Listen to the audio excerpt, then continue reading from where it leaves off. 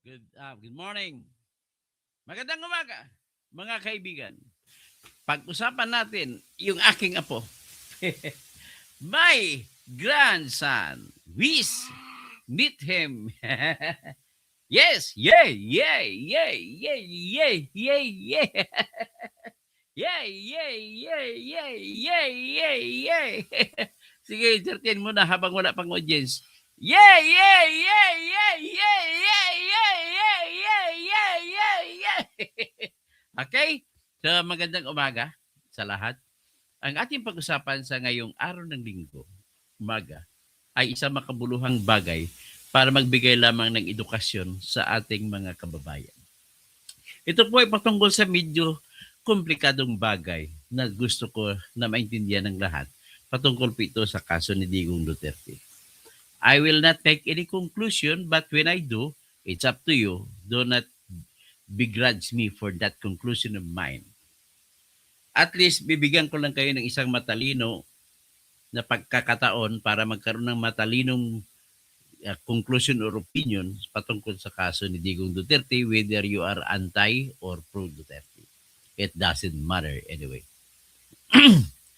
So sa ngayon, ang isa sa inabangan sa kaso dyan sa The Hague ay ang decision ng International Criminal Court Appeals Chamber patungkol sa hiling ng mga abogado ni Digong Duterte na sana ay ibasura na ang kaso laban kay Digong sa rason na wala ng authority ang ICC sa Pilipinas o sa kaso man ni Digong.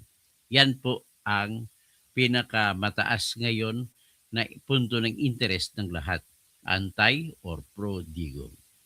So ngayon, nais ko muna sasabihin sa inyo na kinakabahan ang ICC prosecutor. Bakit sila kinakabahan? Have a nice day, Gilly Ramirez. Kinakabahan po sila sa isang bagay. Yung prinsipyo po na lex specialis. Ano ba yung prinsipyo na lex specialis? Kung sa salitang Tagalog, ito po ay pwede tawagin English. Wala tayong katumbas sa Tagalog. Special law. So, alam namin mga abogado yun, ibig sabihin na special law. So, anong special law? Halimbawa, may general law. Tapos may special law. Example ng general law na maisip ko sa ngayon ay yung meron tayong general law na pag sino man magpakasal sa sobra sa isa ay ikukulong sa salang bigamy. Yan, general law natin. Anong ang exemption? Yung exemption din lex specialis ay ang Muslim Code of the Philippines na nagsasabi ang lahat ng mga Pilipino na Muslim ang relihiyon ay pwede magpakasal hanggang 4. So subject to the Islamic laws. Sa Islamic laws, pag tinignan mo sa Muslim Code o sa Sharia law, ay may kondisyon. Bago ka mag-asawa pangalawa, pangatlo, pang-4, hihingi ka, ikaw ay Muslim na totoo, at tapat ka ng Muslim sa relihiyon ng Muslim, ng Islam, magpaalam ka sa unang asawa mo. Kasi kung hindi ka magpaalam, pwede niyang harangan sa ilalim ng Sharia law ang pagpakasal mo sa pangalawa. Kahit mas maganda pa yung pangalawa, hindi ka pwede doon. So, ibig sabihin, pwede kang dadalhin ng unang asawa, pag ikaw ay Muslim, doon sa Sharia court, ireklamo ka sa Sharia court. Baka ideklara pa ng Sharia court na null and void ang pangalawang pag-asawa. So, yan po ang exception to the general rule sa Pilipinas na ang magpakasal sa sobra sa isa habang buhay pa yung unang asawa ay makukulong sa salang bigamy. Exception to the rule, which is lex specialis. Sa ganitong pagkakataon, nagiging lex specialis o naging special law ang Muslim Code of the Philippines or ang Islamic law sa Pilipinas. So, ibig sabihin, naintindihan na ninyo, in every rule, there is an exemption. So, siguro mas matindi maintindihan nyo. So ngayon, ano itong lex specialis or exemption na argumento na tinitira, inaatake ng mga abogado ni Duterte na bakit kinakabahan ang prosecutor? Ito ipapaliwanag ko po sa inyo. Pero bago yan, babatiin ko muna ang aking mahal na mga kaibigan. Kagaya si Jomar, sa Bogs Adam. Jomar, Merry Christmas. Ipagdasal mo lang na kikita ng pera si Tirador. Ha? Si aminin ko man sa inyo o hindi, talagang wala akong pera sa kayo. Wala akong maibibigay na bonus sa aking mga empleyado kasama si Bogs Adam. Pasensya, kaya siguro maghanap ako ng pera para maibigay ko 13 panpe nila. So that is an obligation of the employer to the employee. Okay, so ngayon, ang pag-usapan natin dito kay Digong. Dito, ulitin ko lang, ang kinakabahan po ang prosecutor. Pag sinabi nating prosecutor, yun po yung umaakusa kay Duterte. Yung mga tinatag sa loob ng ICC. Yung mga sa labas ng ICC na kumukontra kay Duterte, yun si Attorney Cristina Conte. Si Attorney Joel Butuyan, pero I wonder bakit si Attorney Joel Butuyan ay hindi na maingay ngayon. Si Attorney Gabriel Andres ay mukhang maingay, bihira pa, nag-iingay pa rin. Pero si Attorney Cristina Conte ang laging maingay laban kay Digong. As if by impression is she is dying inside to hold Duterte liable and to imprison him for life. Yan ang nakikita ko dyan. But nevertheless, at the end of the day, the law will reign supreme. Lahat tayo, the majesty of the law will always be supreme. So, ang sinasabi niya sa maxim ng mga Latin, dura lex, sed lex. Pag sinabi mo kasi lex, law, ibig sabihin yan. Kaya pag-usapan natin dito, lex specialis. Okay, ganito yan ang lex specialis. Tanda ninyo, iproseso ko kung bakit kinabahan. Kasi first time in history, unang pagkakataon lamang ito nagkaroon ng issue na ganun, na ginamit ng pre-trial chamber ng mga judges. Kasi tandaan ninyo, ang ICC po ay may 3 grupo ng judges, 3 court. Ang pinakamababang court ay yung pre-trial chamber judge. Pero hindi man pinakababa, magka-level lang sila ng kasunod ay trial chamber judges. Ang pangtaas na court ay ang appeals chamber. Sa pre-trial chamber, kung umpisa pa lang ang kaso, hindi pa nagformal na paglilitis, yan na magkorte na magdidesisyon sa lahat ng issue sa pre-trial chamber. Kagaya niyang question sa kung may authority ba ang korte o wala, kasama sa desisyon niya ng pre-trial chamber. Kagaya ng kung dapat pang tanggapin mga ebidensya o hindi, pero sa trial chamber naman yun. Pero may initial na pagtingin sa pagtanggap ng ebidensya, ang pagtanggap ng kaso ay sa pre-trial chamber naman yan. Admissibility. So, ibig sabihin may tinatawag na complementarity na doktrina. Ano naman ang complementarity? Ang complementarity doctrine sa ilalim ng international law ay nagsasabi na sa panahon na hindi kaya ng mga ibang bansa o state o estado na magbigay na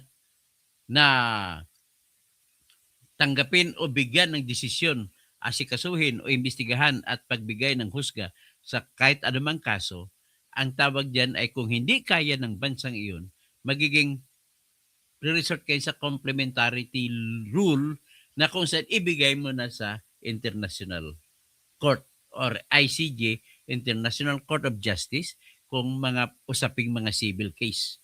Pero pag usapin ng mga criminal case, International Criminal Court. Yan, pang ibig sabihin, Court of Last Resort, ang International Court of Justice, pag usapin sa pangkalahatan kung may involved na ibang bansa.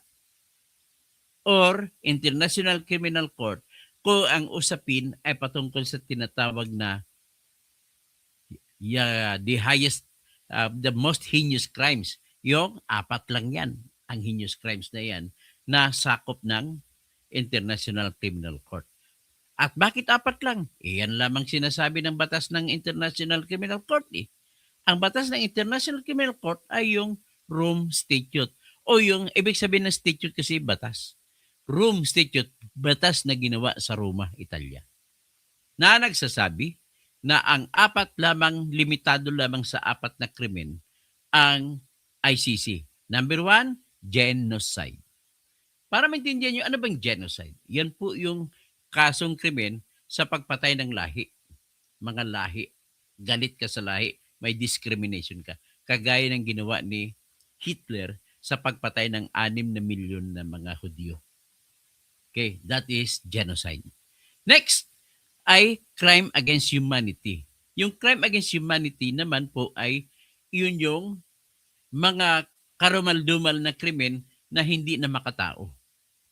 Next is war crimes. Ang war crimes naman, yung mga krimen na nangyayari kung may gera sa gitna ng magkabilang bansa. Halimbawa, kagaya ng Ukraine at saka Russia. Kung sumuko na ang kalaban, ang obligasyon ng nanalo ay ibinanggo at tawaging prisoner of war at alagaan, pakainin at hindi dapat ito torture. Pero pag pinatay mo na nagsumuko na, sakop ka ngayon ng jurisdiction ng International Criminal Court. Ang pang-4 ay yung tinatawag na crimes of aggression. Ano yung aggression? Yan mag-invade yung isang bansa, yung Ukraine at saka Russia. Ang Russia nag-invade sa Ukraine ay sigurado na sakop ng ICC yan. Kaya nga may warrant of arrest ang ICC laban kay Putin. May warrant of arrest ang ICC laban kay Netanyahu. Kasi inassault niya at marami siyang ginawang mga krimen na nangyari na crimes against humanity rin, nagkadugtong-dugtong na laban sa mga Palestino. So iyan po ang krimen na sakop ng ICC. So therefore, sa Pilipinas naman na setting, na set up na problema, ay pinag-usapan yung crime against humanity. At yung crimes against humanity na pinag-uusapan natin, according sa kanilang argumento, yung namatay sa war on drugs o sa double barrel ay mga biktima ng crime against humanity. So yan po ang usapin. Sa side na nag-akusa, sinasabi na karumal-dumal na pinapatay ni Digong ang mahigit 6,000 na mga adik o sinuspitsang adik at mga tulak o sinuspitsang mga tulak. Yan po ang kaso laban kay Digong. At kasama dyan siyempre yung kanyang hepe sa PNP na si Bato de la Rosa. At kasama din yan siyempre yung pumalit na hepe na si Oscar Albayalde. Kasama rin dyan ang sumunod na mga ibang mga tumulong sa hepe na si General Karamat, Romeo Karamat, yung sa kanyang pagiging aktibo nung siya ay provincial director ng Bulacan Province na probinsya na pinakamataas na patayan nung panahon na yun ay probinsya ay yung PNP command ni Director or General Karamat. Nung panahon na yun ay Colonel Francia. Kasama rin dyan yung si General Mate, kung hindi ko magkali, Mate o Mata. Kasama rin dyan si Ruina Garba, pero gumawa siya naging state witness. Kasama rin dyan si Leonardo, si Colonel Eduardo Leonardo. Sino pa ibang kasama? Yun lang naman ang kan. Tsaka sinama rin natin si Vitaliano Aguirre. At tsaka base sa mga kwento ni Trillanes, kasama rin daw ate si Sara Duterte, kasama rin daw si Bongo. So yan. So wala man tayong ibang pagbasihan.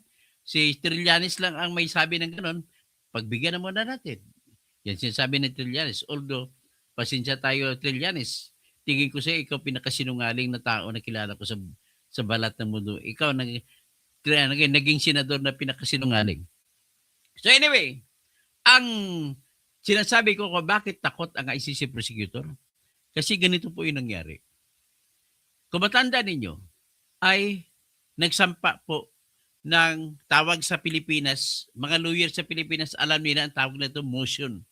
Motion to dismiss on the ground of lack of jurisdiction. Okay?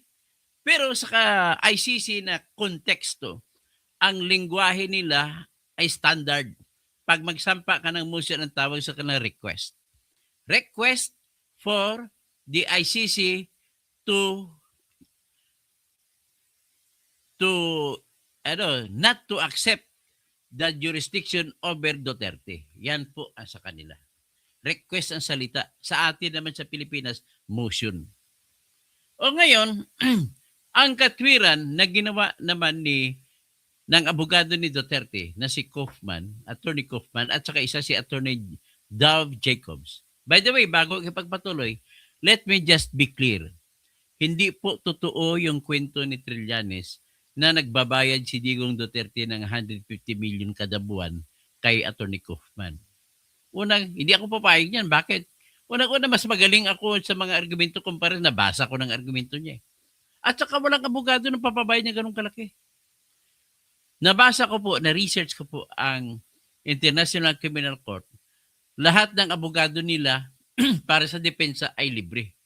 At mismo yung ICC ang nagbabayad 2 million pesos a month. Lahat yan sila. Mga abogado ng mga presidente o mga diktador sa South Africa o sa Africa na kasama sa kaso diyan, mga taga Sudan, mga maraming kinasuhan diyan eh. So, 2 million a month ang sweldo ng mga abogado na humahawak sa depensa nila. Okay? So, kung ganon, diretso tayo ngayon dito. Ano ba ang ginawa ng argumento ng mga abogado ni Duterte? Kasama si Attorney Dove Jacobs, isang professor sa Great Britain. Pero pareho silang Jew, Hudiyo na dugo. Ang sabi nila ay wala ng jurisdiction o wala ng authority ang ICC sa Pilipinas. Kung wala ng authority ang ICC sa Pilipinas, then wala rin silang authority para lilitisin at husgahan si Duterte. Ganun lang kasimpleng kanilang main argument. Ano naman ang ginamit nila pang suporta sa kanilang argumento? Ito pang ginamit na main ng mga abogado ni Duterte. Sa ilalim po ng Article 12, Paragraph 2, in combination with Article 13, Paragraph C, nagsasabi dyan, pwede kang magsampa ng kaso laban sa sinumang akusado kung ang bansa kung saan ay mamamayan o citizen ang akusado ay kasapi pa ng ICC. So sa kaso ni Digong, sinampa ito ng Office of the Prosecutor noong May 24, 2021. Tandaan nyo kabisado ko mga petsa dito. Kabisado ko yung mga batas. So ngayon, sinampa nila ng May 24, 2021. At ito ay inaprubahan naman ng pre-trial chamber noong September 15, 2021. Ngayon, ang argumento naman nila ni Attorney Kaufman at ni Attorney Dove Jacobs ay ganito. Bawal na, hindi out of time na, filed out of time na yan. Wala nang jurisdiction. Bakit? Anong sabi na filed out of time? Mga abogado sa Pilipinas, ang tawag natin dyan ay belated or filed out of time. Wala nang jurisdiction. Therefore, hindi na aksyonan ng korte sa Supreme Court. Ma-example ko, napaka-stricto sa Pilipinas nung late ka lang na mag-file ng apila. O kagayon, example ko yung usapin diyan sa diyan sa yung pinanalo kong kaso sa Butuan City, yung sa New Society Village. Yung kalaban ng mga client ko noong araw ay kinasuhan sila para palayasin sa New Society Village. Ngayon, ang kanilang abogado, hindi ko lang bagitin ang abogado, pero duda ako sa abogado na yon na nakipagkampi, kipagkutsaba sa kalaban. Bakit? Dapat nalaman ko na yung abogado ng mga naging client ko, dati, mga abogado nila dati, ay pamangkin siya nung kalaban. Anong klase naman ito? Bakit kinuha niyo yung abogado yung pamangkin ng kalaban niyo? Pero nangyari na yan. So ang ginawa, matapos sila matalo sa Court of Appeals, ay nagsampa siya ng petition sa Supreme Court 1 day late. So dahil 1 day late na, binasura ng Supreme Court. Kahit na umiiyak, iiyak ba ng langit? Iyan ay sinampa na wala na tayong kapangyarihan na umaksyon sa kasong yan. Kaya dismissed outright. Yan ang sinasabi dyan. Kaya though the heavens may fall, this is the law. The law must reign supreme. Duralex, sedlex, ang batas kahit isang araw lamang ang pagitan ng pagkahuli ay wala ng jurisdiction ng Supreme Court para umakto. Yan. So, ibig sabihin, sa Pilipinas po na setting, kahit isang araw lang na late, hindi ka pagbibigyan. Pero sa ICC, ilang araw ang late? Kasi bakit dapat mula kailan hanggang kailan lamang pwede ang prosecutor na magsampa ng kanilang kaso laban kay Duterte? Ganito yun. Noong February 8, 2018, nagdeklara ang Office of the Prosecutor ng International Criminal Court na magsisimula kami ng preliminary examination sa kaso ng Pilipinas. So, noong March 16, 2018 din na taon, ay nagsampa ang Pilipinas ng Notice of Withdrawal from the Rome Statute. Nag-withdraw na tayo. So, because of that Notice of Withdrawal na sinampa doon sa opisina ng Secretary General ng United Nations, ay alinsunod o base sa utos ng Rome Statute, pwede ang kahit sinumang bansa na kasapi ng ICC na mag-withdraw sa ICC. Basta ang 4 na kondisyon ay masunod. Ano yung 4 na kondisyon? Sinabi dito, number 1, kailangan maging epektibo lamang ang pag-withdraw 1 taon mula nung makapagsampa ng withdrawal. Or pwede pahabain. Kung gusto na nag-withdraw, pahabain.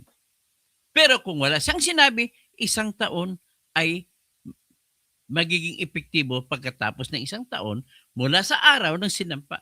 So, nung sinampa sa United Nations Secretary General noong March 16, 2018, ang 1 year niya magtatapos sa March 16, 2019. Therefore, ang huling araw na kasapi ang Pilipinas ng ICC ay March 16, 2019. Tapos, ergo, kasunod na araw, March 17, 2019 ay hindi na member ang Pilipinas ng ICC. Therefore, sa argumento nila ni Kaufman, kung nagsampa ka ng request for authority to investigate, which is the act of filing the case, lampas sa March 16, 2019, ay hindi na dapat matanggap ang pag-file ng kaso. Okay? So very clear na yan. Ngayon ang tanong, kailan ba nagsampa ng kaso ang Office of the Prosecutor? Nagsampa sila noong May 24, 2021. Inulit ko lang kanina sinabi ko. At inaprubahan naman sa kasawing palad ng hindi mo alam kung anong motibo sa likod yan, inaprubahan naman ng pre-trial chamber judges noong September 15, 2021. So kung masunod lamang ang argumento ng mga abogado ni Duterte, wala ng authority ang ICC laban kay Digong. Kasi bakit? Mahigit 2 taon na nakalampas mula nung naging final ang withdrawal ng Pilipinas mula sa ICC. So, hindi na dapat. Tapos ang isa sa Senate yan, ang isang naging issue dyan, may state o bansa ng Burundi ang tawag. Ngayon lang ako nakarinig, mayroon pa ng bansa ng Burundi. Sa bansang Burundi, nag-withdraw sila 1 year before at magtatapos ang kanilang 1 year, October 27, 2017. Ang problema, nagsampa ang international and yung ICC, Office of the Prosecutor, ng kaso laban sa diktador sa Burundi noong October 24, 2017. Kaya pasok pa. Pero sa Pilipinas, first of its kind, una pa ng beses na mangyari ito. So this is a novel status, a novel issue sa history or sa jurisprudence ng International Criminal Court. Okay? So, yan ang sitwasyon. Ngayon, kung argumento ngayon ng mga abogado ni Duterte ay ano naman ang sagot ng kalaban ng mga abogado ni Duterte? Ang sagot naman nila, hep, hep, hep, hindi mo pwede sabihin na wala nang kapangyarihan ang ICC sa paghusga o paglilitis at paghatol kay Duterte. Anong argumento nila? Sapagkat po, sa ilalim ng Article 1 to 7, Condition number 4, ay sinasabi, tahasan, na kung merong any matter, kahit anong bagay, na nakonsidera na ng korte sa panahon na hindi pa final ang withdrawal ng Pilipinas, ay may jurisdiction pa rin ng ICC. Ano yun? Babalikan ko lang kayo ng konti.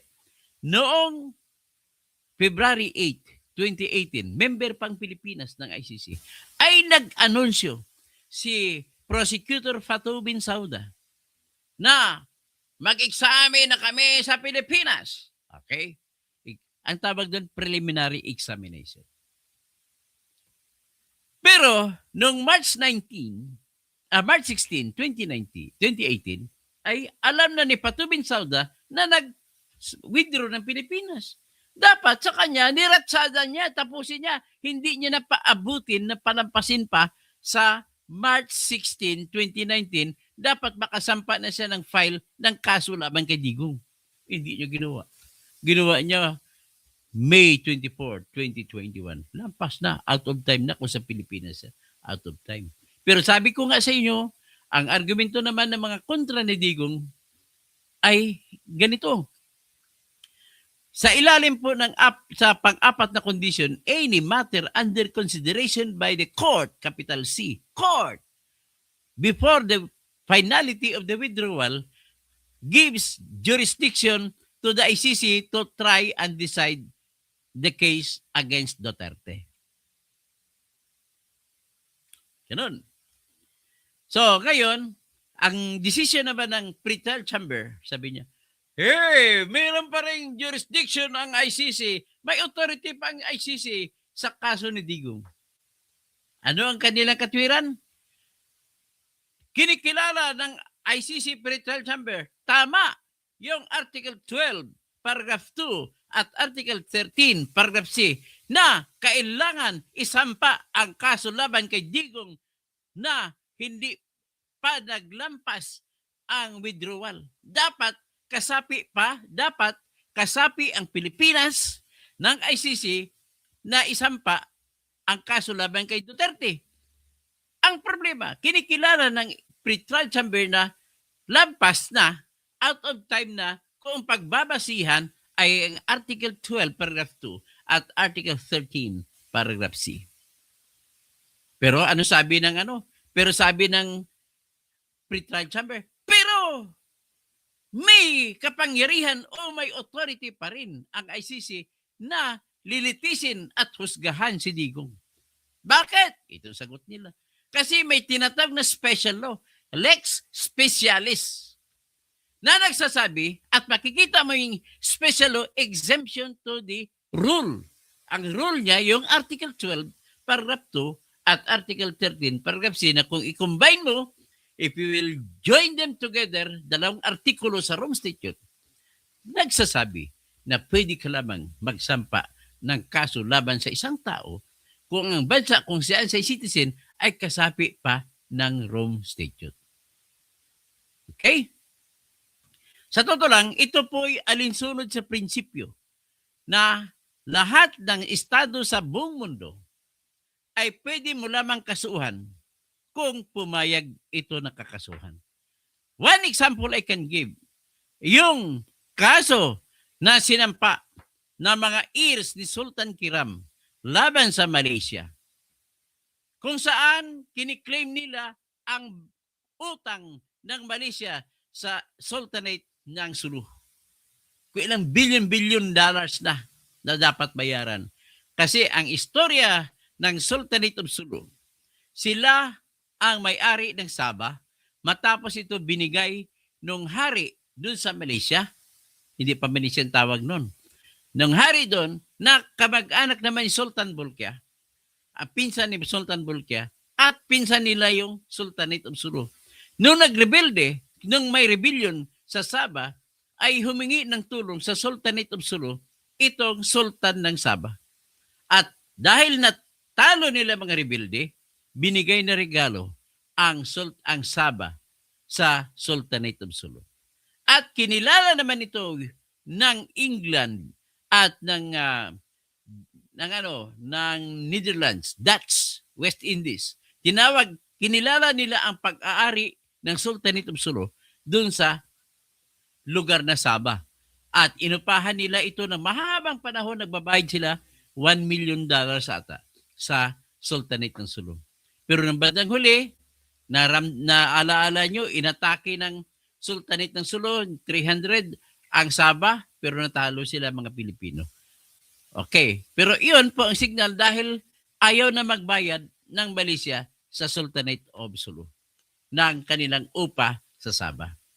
So, iyan ang nalo. Tapos, nanalo yung Sultanate of Sulu, Sultan of Sulu ni Kiram sa korte doon sa Spain. So, pag panalo, inapila naman ito ng Malaysian government doon sa France. Ang decision ng France Appeals Court ay walang jurisdiction ang Spain sa usapin sa gitna ng Sultanate of Sulu at saka Malaysia sapagkat hindi nagbigay ng consent or hindi pumayag ang Malaysia na kakasuhan siya. Ganun kahalaga ang tinatawag na consent by the state to be sued. So kung i-translate mo ito kay Digong Duterte, kung walang consent ang court sapagkat hindi na ito member ng ICC, hindi ka pwede kumaso laban sa Pilipinas. At kung hindi ka pwedeng kumaso sa Pilipinas, you cannot also file any case against the citizen or any citizen of the Philippines. Yan lamang po yung international principle na pwede mo magagamit para doon sa tinatawag na Article 12, Paragraph 2 at Article 13, Paragraph C. Pero sabi ko nga, ang argumento naman ng pretrial chamber, lex specialis. Special law ito. Kasi sinasabi sa Paragraph 4, Condition number 4 ng Article 1 to 7 ng Rome Statute, kailangan kahit na nag-withdraw ka na ang isang bansa, basta may isang bagay na nakonsidera na ng korte bago tuluyan mag-withdraw, ay ipagpatuloy pa rin yan. So yan na punto ng argumento. Tapos, sumagot, nag-apila, talo ang Philippines. Talo sila ni Kaufman, talo si Duterte. Nagdesisyon siya, may jurisdiction pa rin. So, ang ginawa ngayon ng mga abogado ni Duterte, umakit sila, nag-apila pala sila. Nag-apila sila sa Appeals Chamber. So, sa Appeals Chamber, isa sa mga punto na sinabi ng mga abogado ni Duterte ay ganito. Sapagkat kinilala ng pretrial chamber ang kapangyarihan ng Article 12, Paragraph 2 at Article 13, Paragraph C, ay dapat iyon ay kilalanin. At saka, walang pagbabasihan ang pretrial chamber sa paggamit ng lex specialis kasi wala yan sa batas. Wala yan sa international law. Yan ang sinasabi ng At saka, hindi pwedeng sabihin na special law ang Article 1 to 7, Paragraph 2, Condition number 4, kumpara sa Article 12, Paragraph 2, at saka Article 13, Paragraph C. At dinugtungan man nila yan na the state as a matter of principle in the international law can never be sued if the state does not agree to be sued. So alam nyo na, may alam na kayo ngayon sa international law. At saka, nagulantang, nawindang ang sumagot ngayon ang prosecutor. Si Manda Minyahay, nakalimutan ng pangalan, ang hirap ispellingin yung pangalan ni Minyahay. Okay.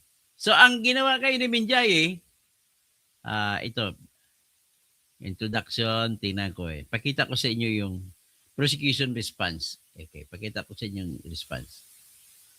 Sumagot ngayon ang prosecution o yung kakampi nila ni Attorney Conte laban sa apila ng mga abogado ng Duterte. Ito po yung ilang kanilang sagot. Ayan. So nakita nyo yan? Yan ako hindi dokumento pinapakita ko, hindi ako fake news ha. Inais ko lang i-clear sa inyo, wala po akong fake news dito. Ayan. Dokumento yan galing sa International Criminal Court. The Appeals Chamber. Okay. I-scroll down ko. Yung mga judge yan, si Judge Luz del Carmen Ibanez Carranza, the presiding judge. Si Judge Tomoko Akane ng Japan. Si Judge Solome Balungi Busa. Si Judge Gutsa Lord Kipanidze. Ito si Judge Gutsa Lord Kipanidze. Ito yung isa sa dalawang judge na kasama niya si Judge Perin Britsambaud na nagdesisyon na wala ng jurisdiction ang ICC sa Pilipinas. Yan. So, malaki ang chance ni Digong na mananalo kasi andito pa rin siya. Hindi pa siya nagretiro. Si Judge Britsambaud kasi nagretiro na. Anyway, ito yung sagot ng prosecution. Kinabahan sila. Ang number one nila na sabi nila in this decision, pinoint out nila yung pretrial chamber ay nag-confirm na may jurisdiction ang ICC sa sitwasyon ng Pilipinas. At ito ay sumunod sa naunang findings ng jurisdiction nila nang magpalabas sila ng warrant of arrest laban kay Digong. So, ibig sabihin, bago sila nagpalabas ng warrant of arrest kay Digong, inassert nila na may jurisdiction ng ICC at ang nagpalabas ng warrant of arrest ay ang pre-trial chamber. So, at saka ito ay hindi doon na-disturb ng appeals chamber, which is, ito mali naman sinasabi. Bakit? Hindi po inapila ni Kaufman yung warrant of arrest. Kasi kung ako kay Kaufman, sa galing kong abogadong ito, ay yabang lang yun ay inapila ko sana yung arrest warrant na bawal. Hindi niya napila Anyway, diretso tayo. So, this judicial consensus is unsurprising. Hindi doon sila nagtataka na yung decision ng pre-trial chamber na may jurisdiction ay clear na may mandato ang Rome Statute sa kaso ni Digong. So, in this case, if this case proceeds to trial, the court will determine whether Duterte as mayor of Davao City and then president of the Republic of the Philippines, then a state party to the statute, was responsible for the murder of numerous civilians on the territory of the Philippines as part of the widespread and systemic attack pursuant to a state or organizational policy, a crime against humanity. This is one of the archetypal harms that the court was created to deter and punish. So, sinasabi niya kung tutuloy yung trial, ay kailangan na ngayon na lilitisin si Digong nung mga ginawa niya nung panahon siya mayor at siya yung presidente ng Pilipinas na noon ay kasapi ng ICC. At si Digong, sinabi niya ay responsable sa mga namatay dahil daw ang mga ito ay ginawa widespread and systematic attack na ginawa daw ni Digong. At saka pursuant to the policy. Anong klaseng policy? Crime, war on crimes? War on drugs? Or double barrel attack? So, yan ang gusto na palabasin. So, ibig sabihin, gusto na palabasin na talagang nag-utos si Digong na pumatay. Okay? Yan lang. Ngayon, kung totoo man yan o hindi, that is too difficult to prove. Kasi, i-deny naman ni Digong yan. Kagaya sa Pilipinas, na laro. Sa kasi, pag dininay ng akusado, mahirapan ang prosecution sa pagpatunay. Kaya nga nanalo si Bong Revilla sa plunder case kasi dininay niya at walang ebidensya ang mga ombudsman sa pagkontra. Ganon din si Jinggoy nanalo sa plunder case niya. Ganon din si Enrile bago mamatay ay nanalo sa plunder case niya kasi walang ebidensya ang Pilipinas. Okay? So, dito, yet Mr. Duterte administration withdrew the Philippines. Withdraw ni Duterte ang Pilipinas. Noong, totoo naman, si Duterte nag-utos na i-withdraw.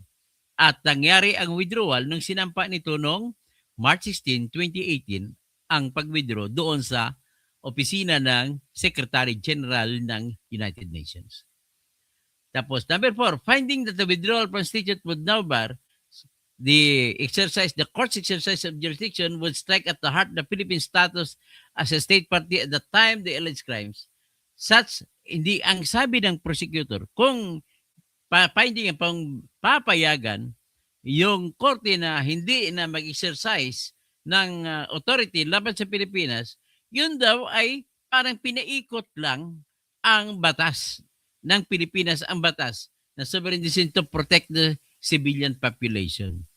So kaya ang argumento nila, kailangan protektahan ang civilian population ng Pilipinas from the most serious crimes of international concern, accepting the court's jurisdiction. So, yan ay kanilang ayon sa kanilang argumento.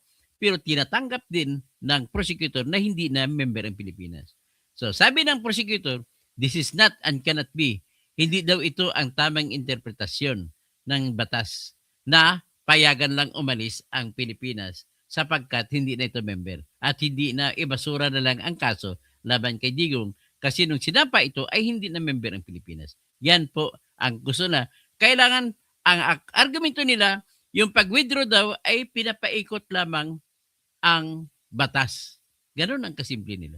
So, nevertheless, ang problema nila sa ganitong argumento ay maniniwala ba ang International Criminal Court? Ang problema niyan, International Criminal Court din ang nag-approve. Sino ba nag-approve na mawala na ang Pilipinas? The fact remains na nung nag-file si Digong ng withdrawal sa United Nations Secretary General ay nagsampa ng kaso sila ni Kiko Pangilinan sa Supreme Court na kanilang hinihiling na bawalan, ideklara na bawal ang ginawa ni Digong sa pag-withdraw. Ang problema lang, natalo sila ni Kiko Pangilinan. Ang desisyon ng Supreme Court na sinulat ni Justice Marvic Lunin ay ganito. Yes, tama kayo Kiko Pangilinan na bago mag-withdraw ang Pilipinas ay dapat pumayag muna ang Senado. Dahil nung sumali ang Pilipinas sa Rome Statute, ay pumayag ang minimum of 2/3 of the senators kasama si Bongbong Marcos sa bumuto dyan. Ngayon, pag-withdraw, dapat kasama rin ang pagpayag ng Senado. Pero ang katotohanan, dineklara ng Supreme Court, bawal yun ang ginawa ni Duterte. Bawal! Tapos sabi ni Justice Lunan, pero ang problema natin, moot and academic na. Bakit? Hindi na pwede harangin kasi tinanggap naman ng ICC. So sino nagtanggap? ICC. Therefore, kayong IC prosecutor ay hindi niyo pwedeng sisihin na si Digong ang nagpaikot ng batas dahil tinanggap naman ng ICC ang pag-withdraw.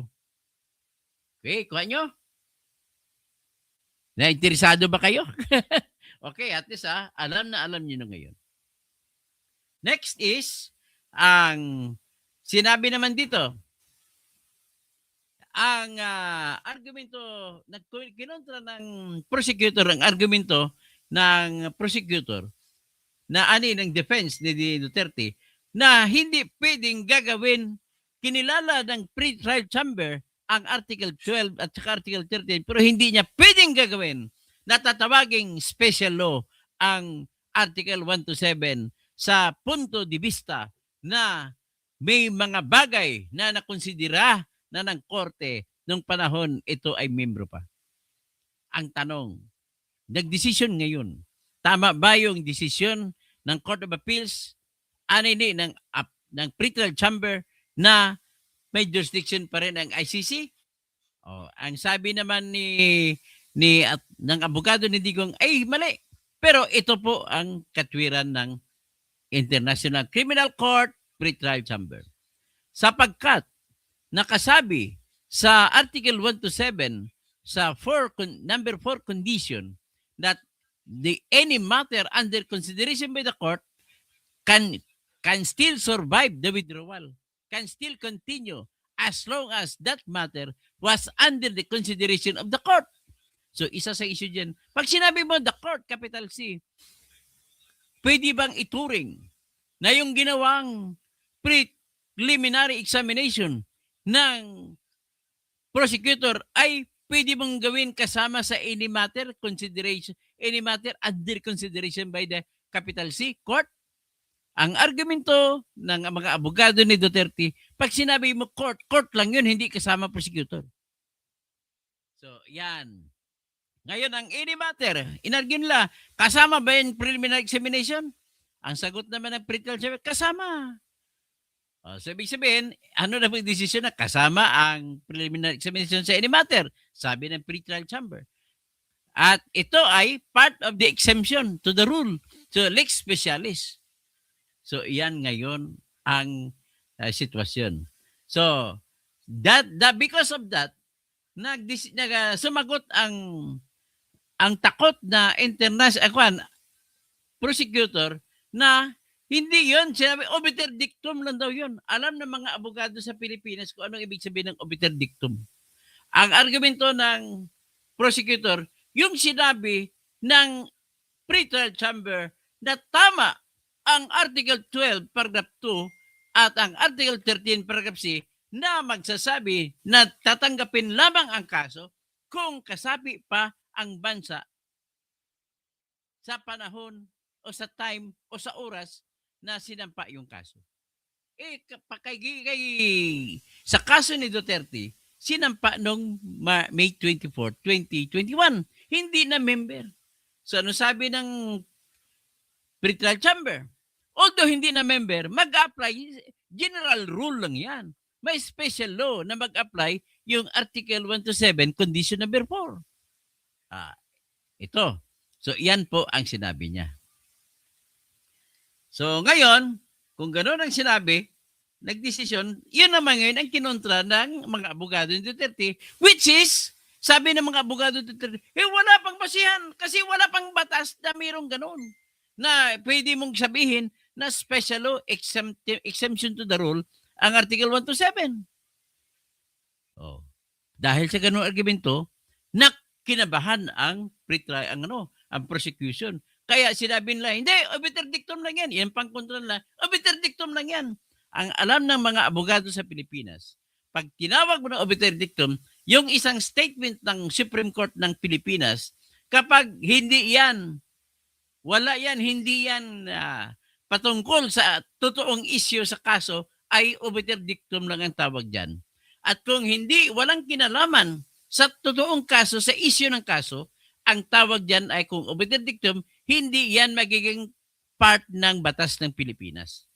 Kasi nakasabay po sa Article 8 ng Civil Code of the Philippines that any decision of the Supreme Court pertaining to an issue in a case forms part of the law of the land. Yan. Pero ito, sabi ng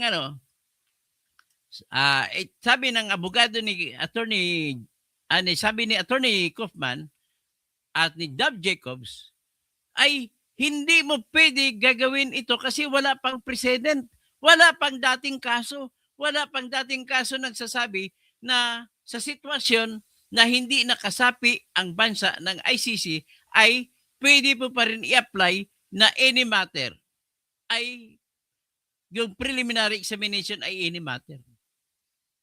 Yan ang argumento nila. So therefore, naguguluhan, natatakot ang prosecution. So ang ginawa naman sa sagot niyan, gusto sumagot nila ni Attorney Kaufman. Ang ginawa naman nila, nagsampa sila ng hiling o request sa appeals chamber, pwede ba pagbigyan nyo kami, sagutin namin yung sagot ng prosecutor na obiter dictum lang yun? Ayan. Pero ngayon, nag-express na naman, sumagot din sa sagot na yan ang prosecutor. Sabi na, di pwede. Kailangan, hindi naman yung bago eh. Ang argumento nila, hindi daw bago yung obiter dictum na argumento. Kaya, huwag nang payagan ang abogado ni Duterte na magsampa ng reply sa comment ng prosecutor. So that, nag-express ko, ano man importansya dyan, nag-express lang ngayon na takot ang prosecutor na baka manaig at tingin ko naman manaig. Okay? So, ganun po yung sitwasyon. Ngayon, kung ako tanungin mo, sino mananaig dito? Kung ako ang judge, mananaig ang mga abogado ni Duterte. Unang-una, anong kasandalan nila?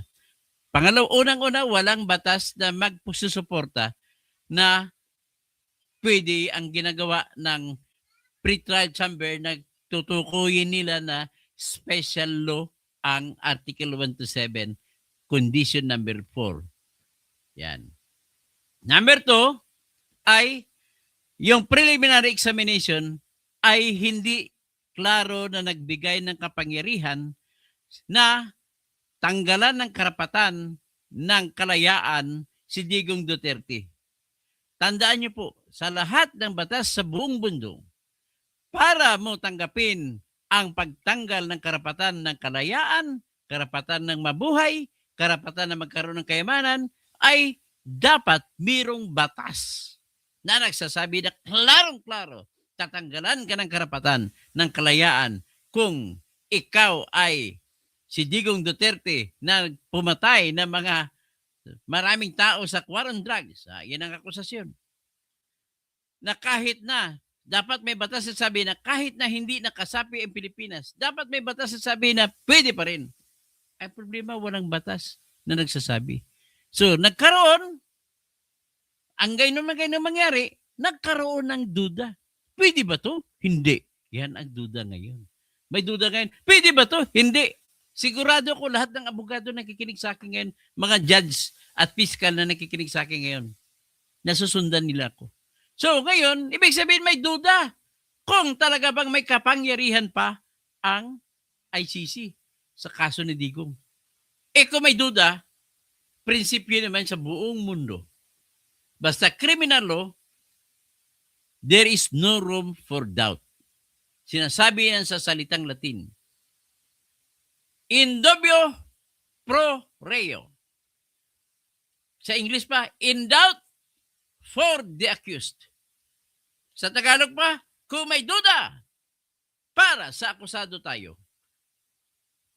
Well, see? So kung may doubt, any doubt sa ilalim ng jurisprudence ng Pilipinas, every doubt in law or in fact must be resolved in favor of the accused.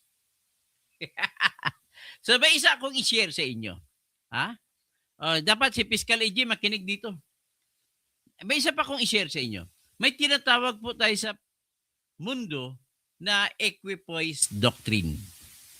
Ang equipoise doctrine ay kung may circumstance na pwedeng interpretasyon ay iba-iba, pwedeng guilty, pwedeng hindi guilty, then that equipoise doctrine need not be examined further, but that is sufficient to empower, to give authority to the Supreme Court to declare that the accused is not guilty.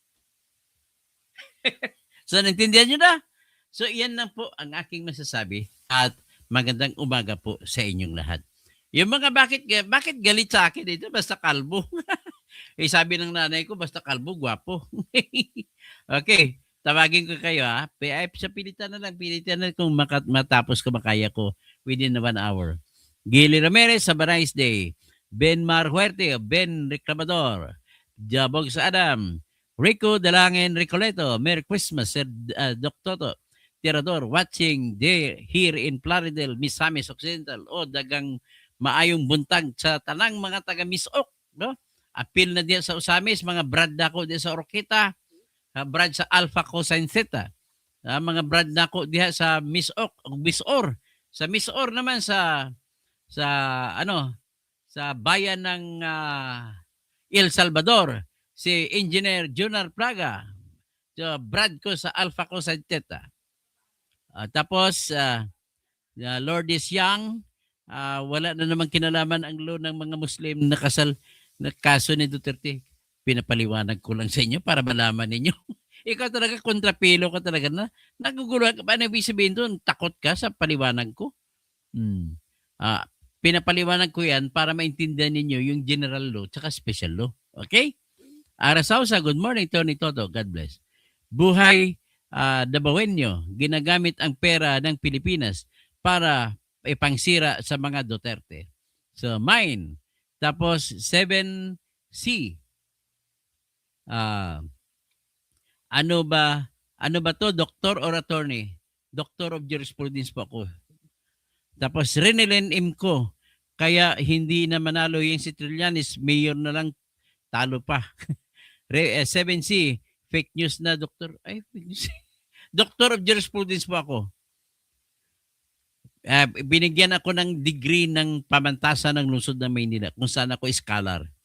Sabi ni Buknoy TV, si Duterte ang sinungaling, hindi si Trillanes. Pahiya kayo kay Trillanes. O sige, opinion mo yan. Pagbigyan kita sa opinion mo. Mimi Authority, morning Sir Toto. Gilbert Son, Cornelio, USG, USG ko. Sinama nga si Kitty kung gaano katalas ang bulkang Mayon, ganon din katalas ang dila ni na Dilema at Trillanes. Mathing December, roommate ko sa MSU Marawi, si Attorney Engineer, maayong odto dyan. Mapia odto. Renilyn M ko, nabasa ko din yun, ICC, nagbabayad ng lawyer. Okay. 7C, fake news po, uwian mo muna si Roque. Ay, anong ginanaba? Ikaw talaga. Walang kwenta po yung sinabi niyo po, wala sa batas.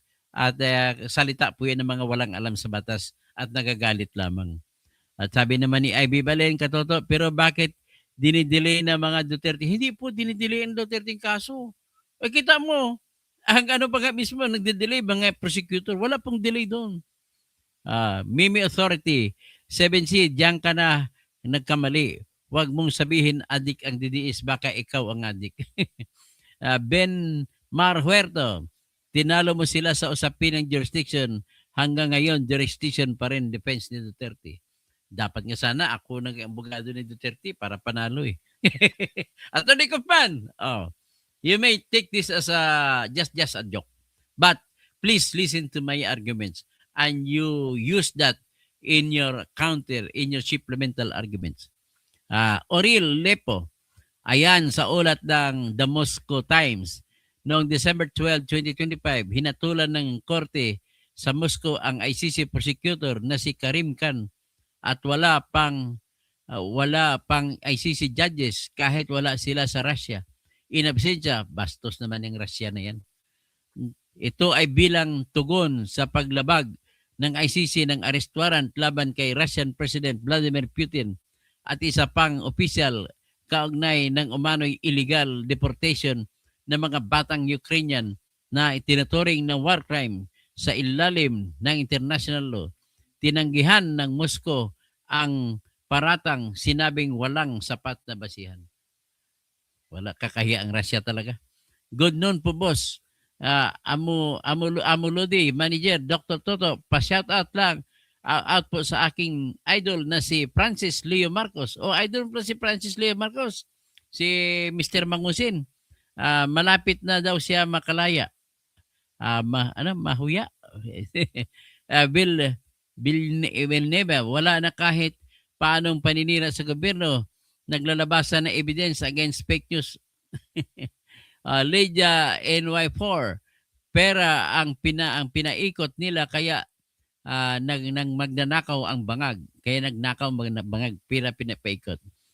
Boss Rajski, nag-withdraw si PRRD sa ICC kasi alam niya na makukulong siya kaya na pending ang pangkakahuli sa kanya. Kaya huwag isisi kay BBM. No, si BBM magsunod mag-vlog tayo na nagbayad po kaya nangguha ng billion si BBM para ibigay doon sa si Trillanes ang nagbigay ng pera doon sa ICC judges. Yan po. Kasi halata naman na dapat palabasin anong ginamit sa interim release. Ang mga kwento-kwento sa social media ginamit na dahilan para harangan. Asa ka makakita ng korte gano'n? Bergie Figuero, adik kasi presidente ng Pilipinas. Sir, walang alam sa batas. Wilfred de la Cruz, pinatagal ng ICC ang pag-prosecute kay Duterte kasi kulang ang dalang bayad ni Trillanes. At Bill NBA, booking na sila, dugong at marami pa tayo malalaman taong bayan. Jainal Painalan, walang kabuhay-buhay yung vlog mo, nakakaantok. Sige, matulog ka po. Matulog ka na, Jainal. Anto na so mama ini. Miatay ka, no, dyan. Gabriel Mihurada, Birabos, Van Bilarde, hi, Amador Medina Jr. Kaya nga kaya na pinagbabayad ng 15 billion po. Anako. Sorina Jabala. Pero mahina na ang kiram ngayon. Paano pa nila mabawal ang Saba? Kuno. Jamie Gallo. Bakit hindi pa nila pinalabas? Jan Mabale. Di na nakalabas yun. Lucky Me 888. Aba, sarap ng noodles Johnny Labad. Dr. Toto Kasing for Senator, ibubuto namin kayo ng pamilya ko. Salamat po. Tapos Sorina Jabdala, pwede nang bawiin ang Saba sa paraan ng pagpatunay na talaga ng Islam ang regulasyon at gawi ng mga pamamahala. Tapos Amansan de la Cruz, ibalik si Tatay Digong kay si Hudang nakagarapon siya. Ang importante makabalik siya. So Ben Huerto, yung sample mo Dr. Toto about sa Sabah, Malaysia versus Duterte is malayong malayo. Ay, anong malayo? Malapit nga eh.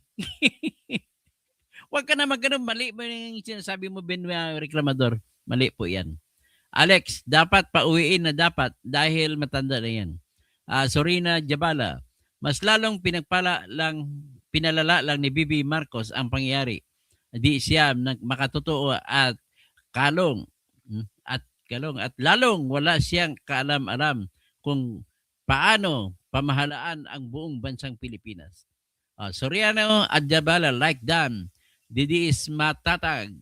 Calbs. Kalbo ba? Okay lang ka, kalbo. Walang problema. Sorina Jabala, salute sa war on drugs. Sorina Jabala, kung di mapatunayan ni Bibi Marcos ang war on drugs ni PRD noon sa regulasyon ng batas ng bansa at batas ng Diyos, basta na lang niyang binibigay ang mamamatay.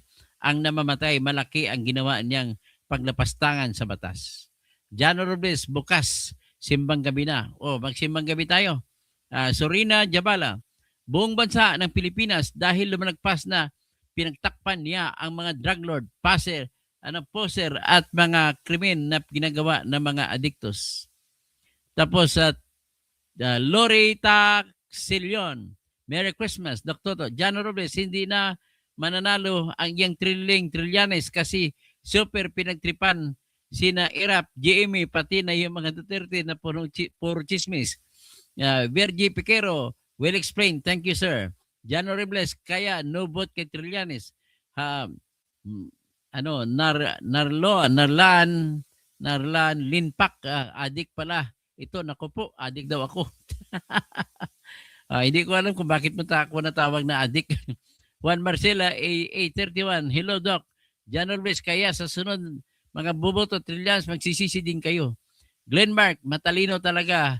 Doc Toto namin. Salamat, Glenmark. Tapos, Jano Robles, magandang tanghali po, Attorney Toto, at sa mga televiewers. Edwina Ban, Sakla. Saka, anong Saka? Bergie Piquero, Fiscal AJ, sir, mali palaging sinasabi. Barack Trump, kalbo. Fiscal AJ, pakinggan mo yung sinasabi ko. Edwina Bank, kung di ka gago, sakop pang ICC 2016 to 2019 at 2019 ay umalis sa ICC, yan ang isipin mo, ulol. Sinabihan mo. Edwina Bank, basta kalbo, wala ka namang ginagawang ako para tinitira nito. Okay. Helen Baguio, beautiful Sunday po. Tapos, Greco Batista, good noon po, boss, amo, Lodi, manager, Dr. Toto, pa-shoutout po sa aking idol na si Francis Leo Marcos. Okay. Helen Baguio, Bogs Adam, galing na explanation, sir, malinaw. Kadutay, sir, ikaw, pala na lang pumalit ang magaling kahit wala kang resibo. Mapapaniwala mo mga DDS, pwede ka na magiging senador ng mga Duterte, tapos sabay tawa. Your service, thrilling, nagsundalong kanin na naihi sa pantalon. Tapos Ambrosio, attorney, bakit hindi kasuhan mga NPA na abogado? Tapos Ricardo Florito, ang makinig, Sir Toto, wala na talagang hanapin. Para sa akin, kompleto na talaga ang paliwanag mo. Salamat po at naintindihan niyo po. Sorina Jabalia. Salamat. Tony Zutra. Sigurado nga, yeah, you are Nonsi. ICC arrest illegal, syndicated political kidnapping, only human rights violations to senior citizens Rodrigo Rua Duterte. Tapos Roslyn Indino, kasalanan ito ni Andrew E. Nasaan na ba si Andrew E? Mr. Tekitat, Attorney Toto, sabi nila yung warrant from ICC ay secret. Bakit pa yan sa Prime Minister ng Israel at Putin publicly? Ben Marhuerte, kung ikaw ang judge, Dr. Toto, talagang mananalo si Duterte. Kaya nga siya kinasuhan sa ICC para patas ang laban. Ben Marhuerte, tapos Pilnor Polintan, takot ang korte sa Pilipinas dinggin ang kaso ni Digong, kaya hindi dito kinasuhan sa ICC. Esteban Wakdagan, may news report na nag-issue daw ng warrant of arrest kontra ICC judges. Sana lusubin ng Russia ang Hague at arestuhin ang mga judges na yan. Renante Bailey, Jano Robles, kaya pala nakulong puon mo dahil sa chismis lang pala. Ito ano mga kwento mo, Renante Bailey? Walang kwenta. Sorina, Rodi Rabi Pastor, Perni Pinto Senior, correct, kabusing. Nakabalik na si Sara Mayor sa Digong. Okay. Lino Linuhanes. Hi sir, good afternoon. Pastor Rodi Rabi, BB Las Vegas, bakit nakapasok sa ICC si Trillanes? At kapag ang mga bisita ng Duterte, kahit senador ay hindi nakapasok. O yun, tataka tayo. Sino pa? Si Rodi Rabi,